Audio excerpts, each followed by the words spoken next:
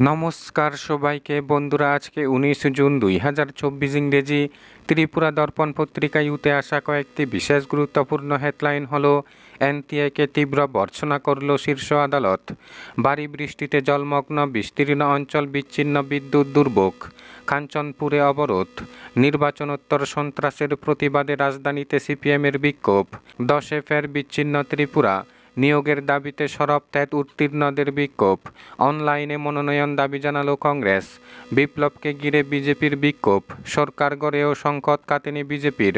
বন্ধুরা, প্রথমে আমরা যেই হেডলাইনটির বিস্তারিত আলোচনা দেখব, সেই হেডলাইনটির নাম হলো অনলাইনে মনোনয়ন দাবি জানালো কংগ্রেস।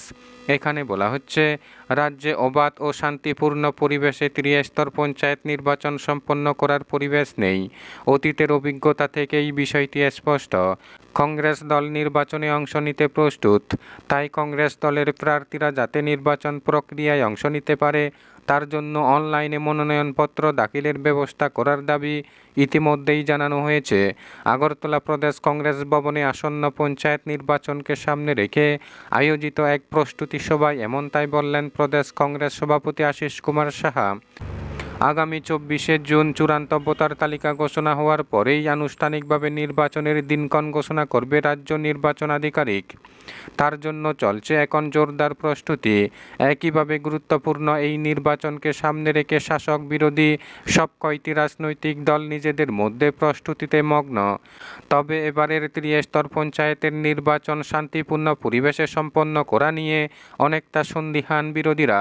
বিগত নির্বাচনগুলির অভিজ্ঞতার নিরিখেই এই আশঙ্কা করেছেন বিরোধী দলের নেতারা। এরপরেও নির্বাচনী প্রক্রিয়ায় অংশ নিতে সাংগঠনিক প্রস্তুতি অব্যাহত রেখেছে কংগ্রেস। প্রদেশ কংগ্রেসের বিভিন্ন জেলার দায়িত্বপ্রাপ্ত ইনচার্জ সহ জেলা সভাপতি ও বিভিন্ন সংগঠনের পদাধিকারীদের নিয়ে আসন্ন পঞ্চায়েত নির্বাচনে দলীয় কৌশল নির্ধারণ করতে কংগ্রেস ভবনে এক বৈঠক অনুষ্ঠিত হয় মঙ্গলবার।